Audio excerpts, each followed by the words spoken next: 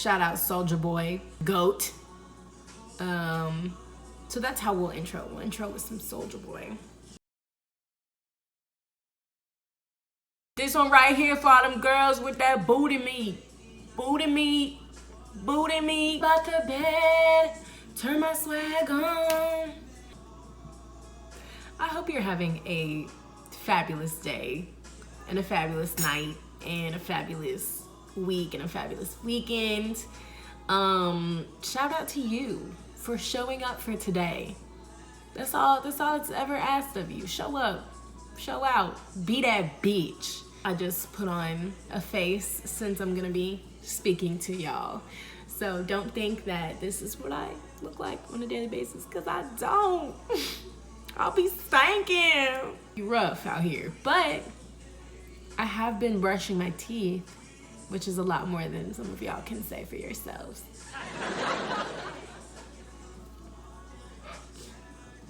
Fresh. Minty fresh. Hi.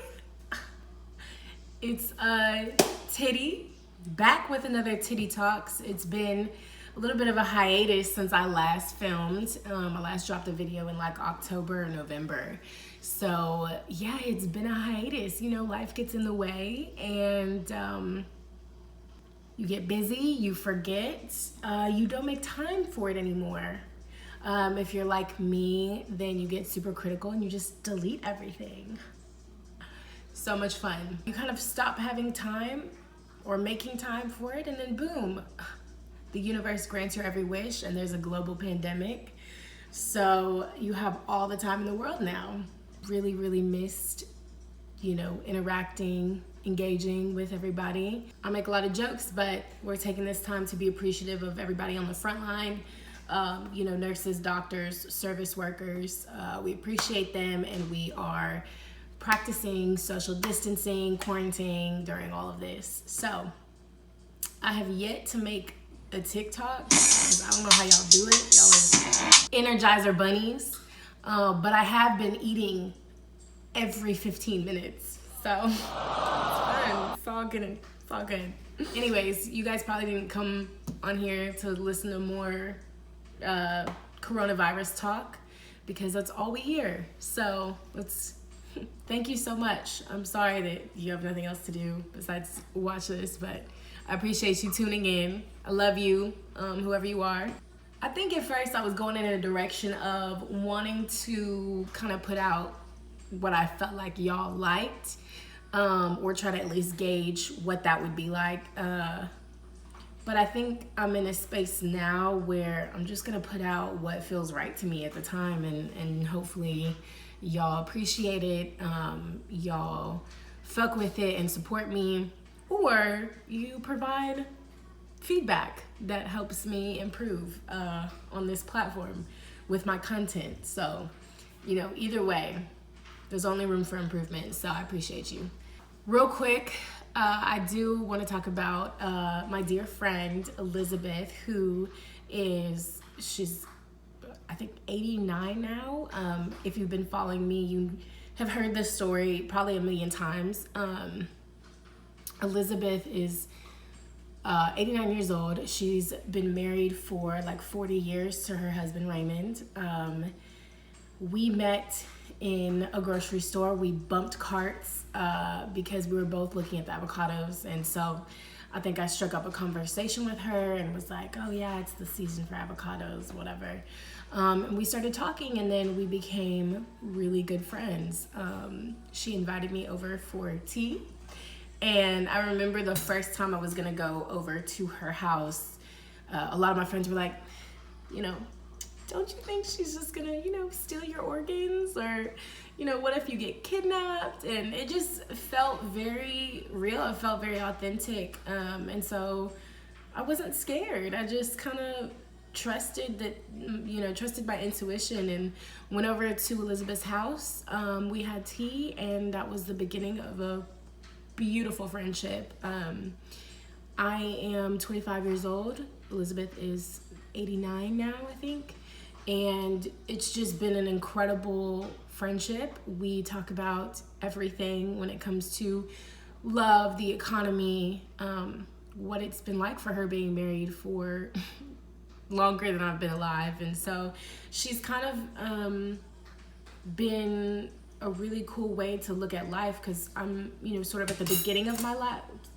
I'm at the beginning of my life, and Elizabeth is, near the end. She's in good health, but she knows every day is something to celebrate and be appreciative of. So it's been a really cool perspective to have, and she's very hip. She's open to all opinions, and it's interesting to talk to her and get her perspective on things. But the reason that I bring her up is she lives on an isolated ranch with her husband, and so I've been checking on her daily just with everything going on, and I just wanted to give you guys an update. If you have been following me and know her story, she's doing amazing. She's in great health. Her husband is also in, he's getting there. He's a little bit older than her, so I think she really takes care of him, and then her family members come up and visit them every now and again. So, but I wanted to give you guys an update.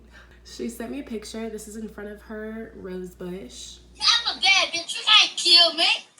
She's doing wonderfully. She knows how to take selfies, and she snapped on this. Look at the color coordination. Her lipstick matched the roses. We love to see it. So I just wanted to show y'all that. It's great news. Love her. For today's episode, we're gonna do a Q&A. I've really asked people to send me questions that they really want me to answer. And being that I have so much time on my hands now, I might as well get to cracking. I really want to just kind of answer as many as I can. I'm not going to answer all of them, but I wrote them all down, put them in a jar, and I'm going to, take a few, answer a few, and then whatever else is left, I'm going to just leave it in there. So if you provided a question, I appreciate you so much. So we're gonna get to answer a question. Let me turn this up. This is my shit.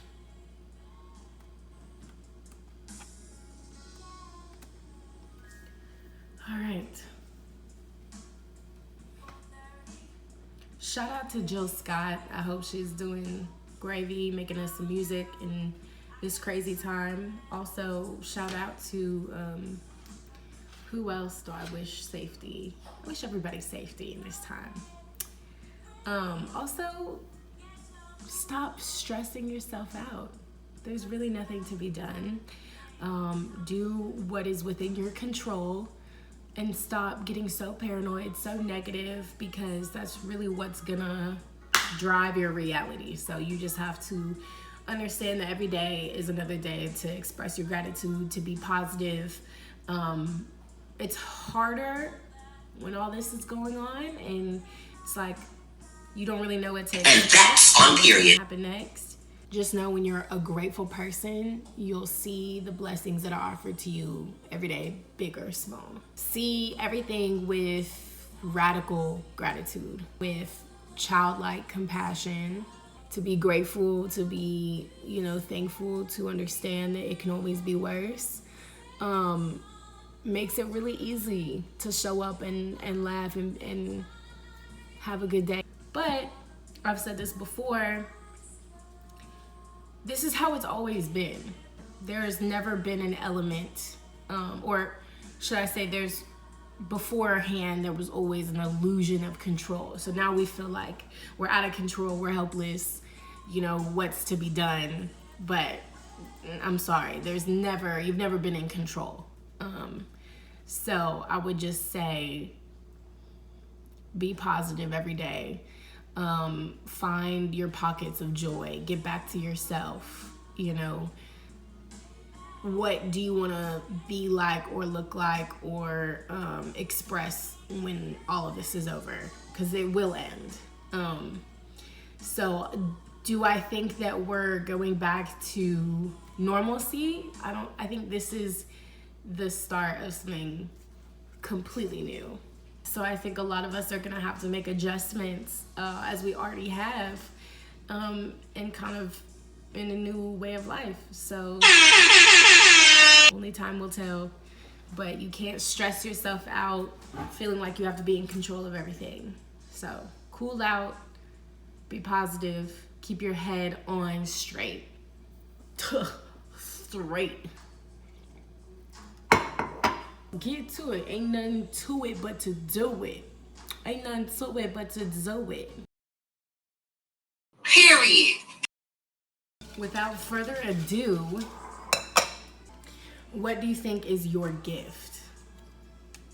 I think I believe in people before they believe in themselves a lot of times. And so no matter how many times I get let down or disappointed by people, I never really let it change me. I won't change my gift. Also, authenticity. I think just by me kind of being authentic to who I am, it opens up a space for people to feel comfortable enough to be themselves. They can also be their authentic selves. So I think just by way of you doing what is purposeful and truthful to you, you open up space for other people to do the same.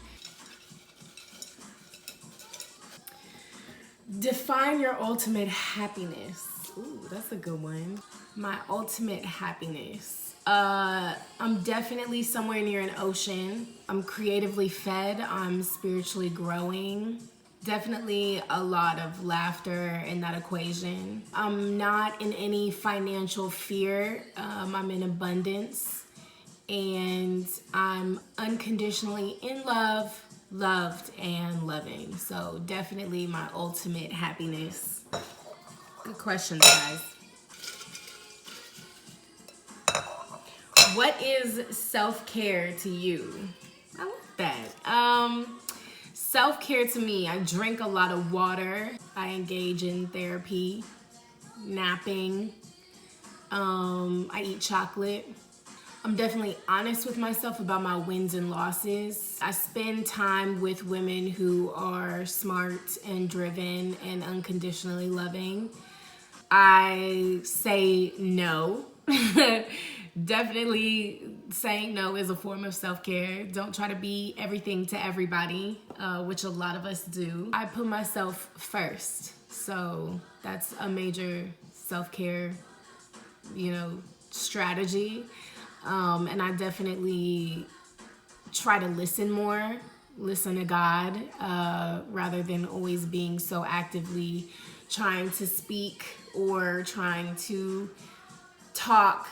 I guess just being still and listening to God and listening to the messages that He has for you. Sometimes it just pays to just be quiet and be still. And then I would say treat your self-care routine as a means of survival, because it's self-preservation. What are you looking for in a man? I'm actually not looking. I think you shouldn't be on the hunt. You shouldn't be looking for something. That's when you look for things in the wrong places, or you try to make things what they're not, because you're just wanting to be with somebody or wanting love or whatever, which is normal. But yeah, I'm not looking. I'm really just working on trying to be the greatest version of myself, which is just self-development. And I think when you're pursuing that greater version of yourself, then you're attracting, the same thing. So if you think about the law of attraction, likeness attracts likeness. So you just have to put out what you want, and the universe always shows up and answers.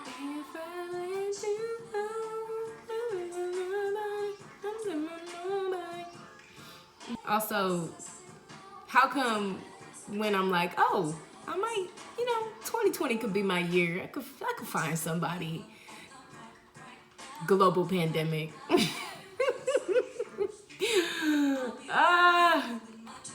Funny stuff.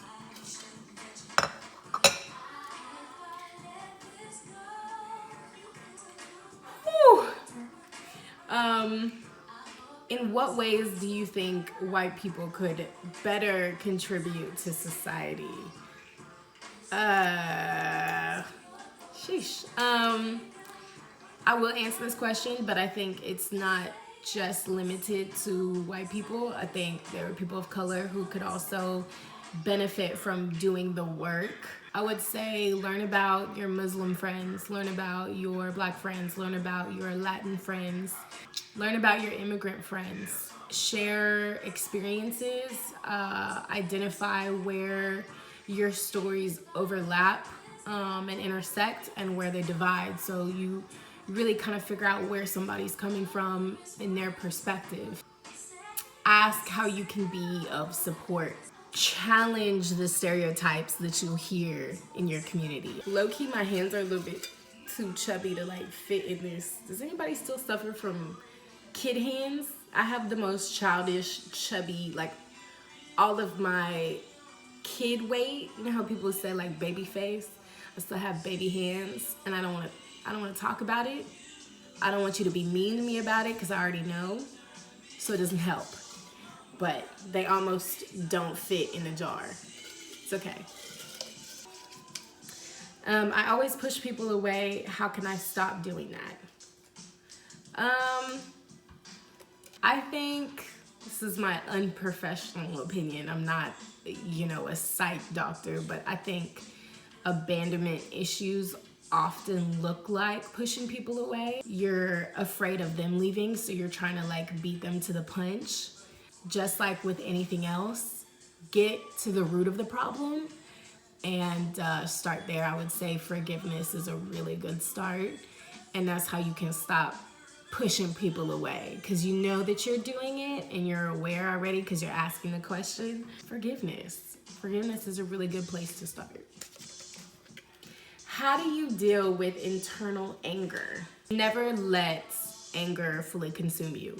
Feel that shit and then move on, because that is like a dirty black hole that just continues to get bigger and bigger, and the more you ignore it, the more it's gonna manifest itself in your real life. How tall are you? Let's talk about it. 5'4". 5'4". Just kidding. Like 5'2", 5'1". I don't know. It's complicated, okay? Some days 5'3", some days 5'1". Very short, thank you. Oh, this is a long one.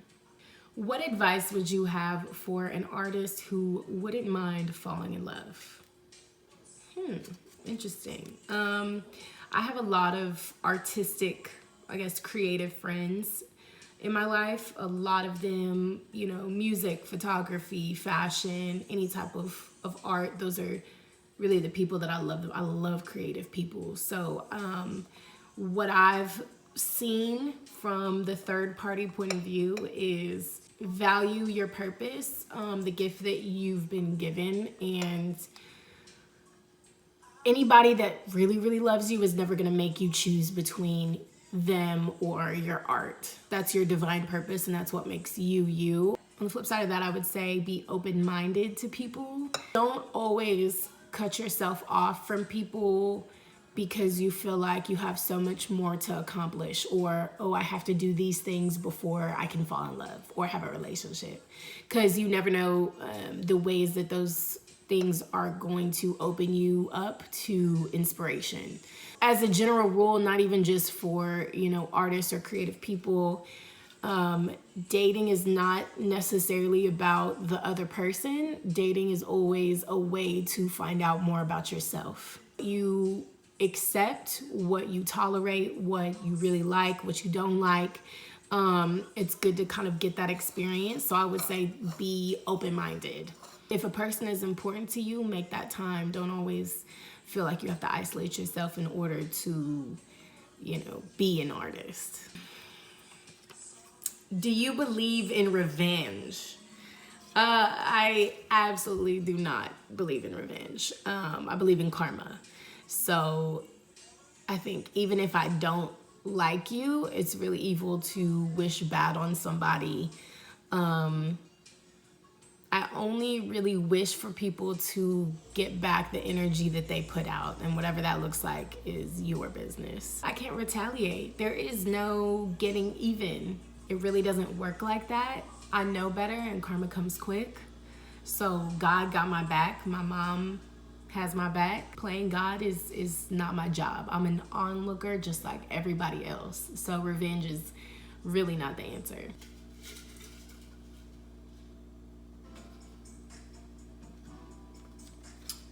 What's a social media pet peeve of yours? Ooh, I like this one. You don't have to make it known to the world that you're doing something good. You can just do it. I can understand if you want to get people to rally for the cause that maybe you're promoting, but you don't need a pat on the back or cool points. So, does the older generation have it figured out? Fuck no. Fuck no.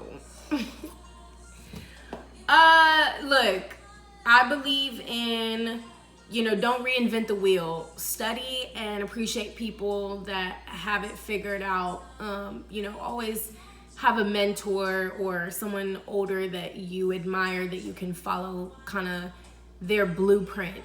But with that being said, I believe a lot of like the older generation really believe in being miserable as just a way of life. Like, you take what you're given and you stay in that lane.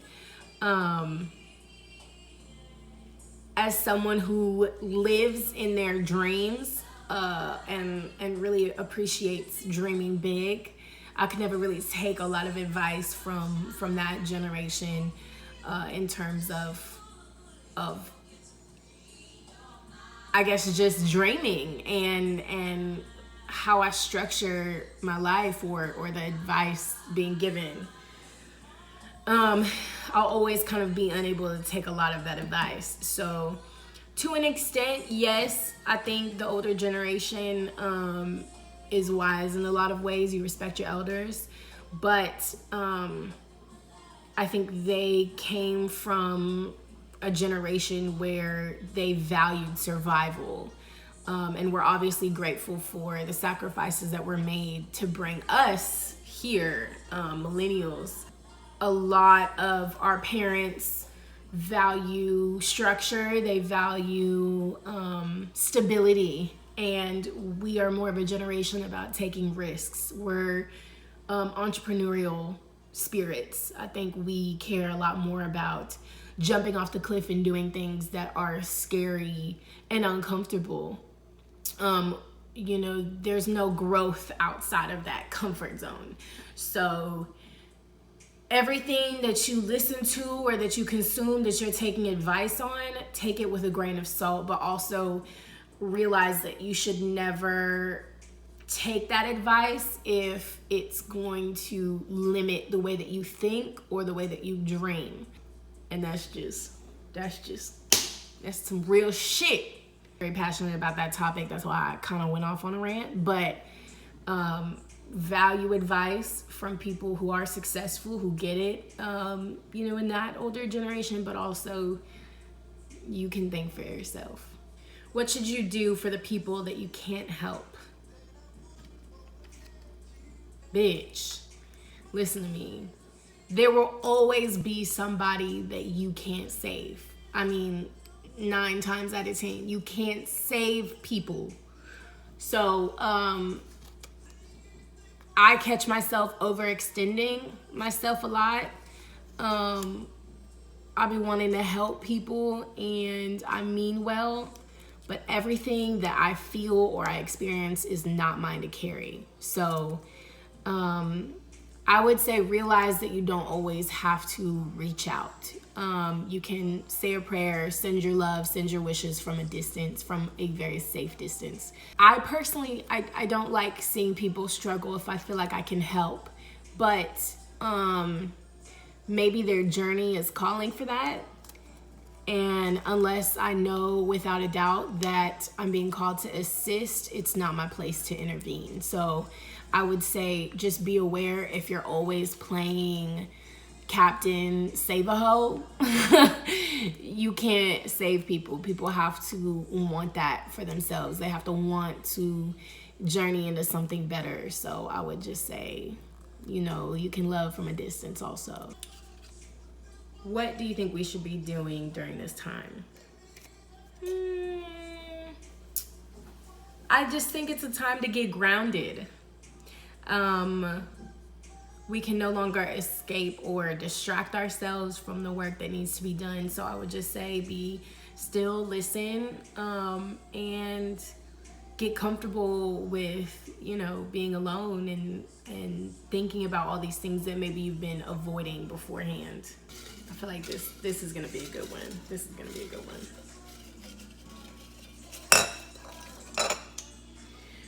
What would you say to somebody experiencing loss? I define loss as not just, you know, obviously losing somebody physically that they've passed on, but also you can experience loss when somebody that's physically still there but not in your life. That's sometimes just as painful. So, what I would say about if you're struggling with loss is that it gets better with time.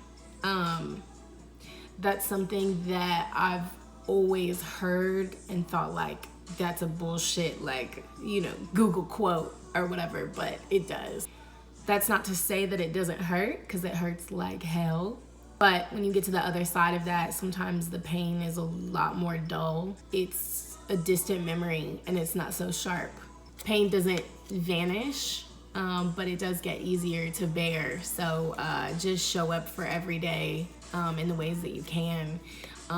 Give yourself the little wins and ride the waves as they come, because the emotions are gonna come in waves, whether that's anger or sadness or shame or, you know, all of those things. So ride the waves out. I mean, it gets better on the other side. If you're dating someone, do you look into them? I am not Inspector Gadget in this bitch. I definitely believe that if you go looking for something, you will find what you're looking for. So if you feel like you can't trust that person and you have to go look for something, that should already be your answer.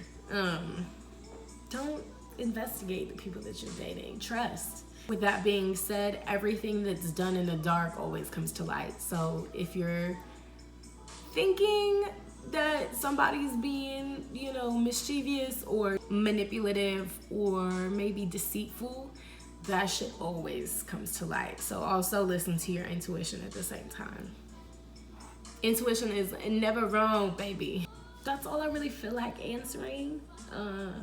Let me know if you want me to do a part 2 or what y'all want to see. I'm always open to suggestions about the videos, but this is just a light Q&A because I've been in the house reading and staring at the wall and, you know, listening to the TV. So this is a nice change to be able to at least feel like I'm being productive. In terms of this year, like, we knew this year was gonna be different, not necessarily, I feel like it goes way beyond good or bad. This is just the year that everything changes. And just because we don't know the ways in which it's gonna change doesn't mean that you should be scared of it or you should be fearful. You have to push through. Everything that you want is on the other side of that fear. And every time you catch a negative thought, change that. Make it positive. Think about all the ways that things can go right. Listen, nobody ever said that them weapons against you weren't gonna form. They just said they wouldn't prosper. You're gonna have to go through it to grow through it. So I hope you guys are taking this time to self-reflect and understand who you are on a cellular spiritual level and grow through this crazy time. I love you and I mean that. And thank you for tuning into a quick #AskTitty session. I hope you guys got something out of this. Stay safe. Wash your hands. Don't make me tell you again.